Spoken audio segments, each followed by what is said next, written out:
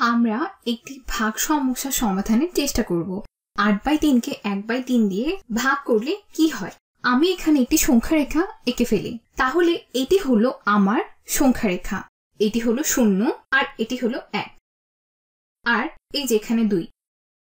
মনে হয় এখানে কোথাও 3 আছে, তাহলে আমি এখানে 8/3 বসিয়ে ফেলি।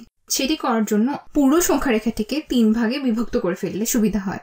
তাহলে 1/3, 2/3, 3/3, 4/3, 5/3, 6/3, 7/3, 8/3। তাহলে ঠিক এখানে যেখানে 9/3 আছে সেটি হবে 3-এর বিন্দু। তাহলে ঠিক এখানে আছে 8/3। 8/3 কে দেখার একটি উপায় হলো 8/3 ভাগ 3। যদি আমরা এই দৈর্ঘ্যটি বিবেচনা করি, আমরা যদি 1/3 ঘর করে যাই তাহলে 8/3 ঘর করে যেতে আমাদের কতবার যেতে হবে। আসলে আমরা এটিকে ভেঙে ভেঙে করার চেষ্টা করছি। যদি আমরা সংখ্যা রেখার 8/3 কে 1/3 করে ভাগ করতে চাই তাহলে আমাদের কতগুলো ঘর যেতে হবে। এখানে যদি আমরা 1/3 ঘর করে যেতে চাই তাহলে আমাদের 1, 2, 3, 4, 5, 6, 7, 8 ঘর যেতে হবে। তাহলে আমরা এটিকে এভাবে চিন্তা করতে পারি, আমি একটি ভিন্ন রং ব্যবহার করছি। আমি এটিকে কমলা রঙে লিখব। তাহলে আমরা এখানে 8 ঘর পেলাম।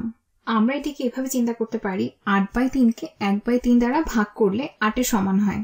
আচ্ছা, যখন তুমি সংখ্যা রেখাটিকে 3 ভাগে ভাগ করেছিলে তার মানে তুমি 3 ঘর গিয়েছিলে। তার মানে তুমি যে বিন্দুতে যাও না কেন তার অর্থ তুমি 3 ঘর করে গিয়েছো। এই 8/3 কে 1/3 দিয়ে ভাগ করার অর্থ হলো 8/3 কে 3 দিয়ে গুণ করা।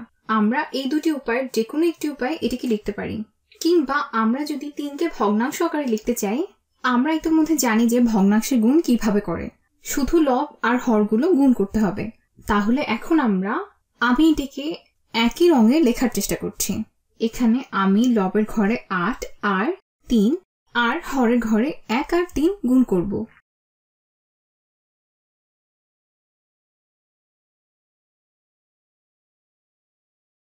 যেটা থেকে আমরা পাবো 24/3।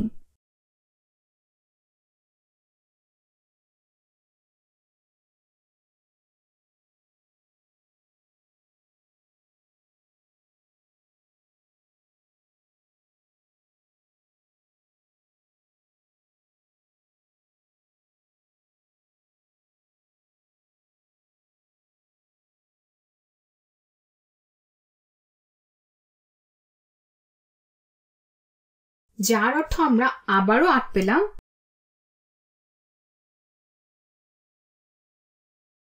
আর আবার আমরা এটা পরীক্ষা করে দেখি। আমরা এখানে যদি 1/3 কে ভাগ করার স্থানে 2/3 দিয়ে ভাগ করি তাহলে আমরা কি পাবো।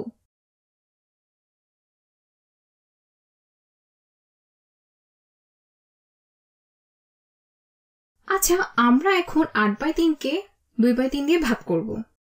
এর অর্থ আবার 0 থেকে 8/3 এর মাঝের ঘরগুলো 2/3 করে যাওয়া। তাহলে আমি যদি 2/3 ঘর করে যাই আমি কয় ঘর যাব। এটিকে চিন্তা করলে আমরা পাই 1 ঘর। আমি এটিকে ভিন্ন ভিন্ন রঙে চিহ্নিত করছি। আমি 1 ঘর গেলাম। না, আমি এই রংটি ব্যবহার করতে চাই না, কারণ এটি আমি 8/3 লিখতে ব্যবহার করেছি। আচ্ছা, আমি তাহলে 1 ঘর গেলাম। তাহলে আমি 1, 2, 3, 4 ঘর গেলাম। আমরা আবার জানি 2/3 কে দিয়ে 8/3 ভাগ করলে 4 পাওয়া যায়। আচ্ছা, এর মানে কি দাঁড়ালো? আমরা যদি 8/3 কে সমহর বিশিষ্ট লব দিয়ে ভাগ অথবা এর বিপরীতকে গুণ করি তাহলে আমরা একই জিনিস পাবো। তাহলে 2/3 দিয়ে ভাগ করার অর্থ হলো 3/2 দিয়ে গুণ করা। আমরা শুধু হর আর লবগুলো বিনিময় করলাম। তাহলে আমরা 3/2 দিয়ে একে ভাগ করলে কি পাবো। একইভাবে হর ও লবগুলো গুণ করে আমরা পাই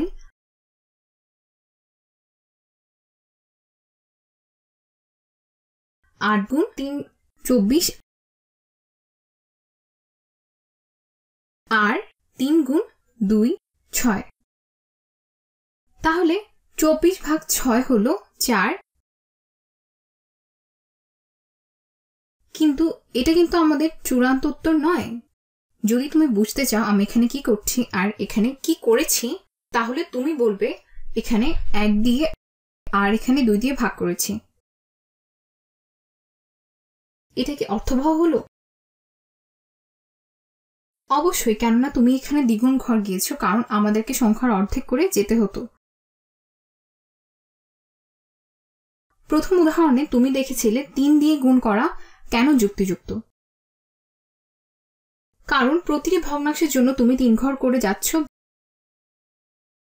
ভগ্নাংশটির হর যাই হোক না কেন,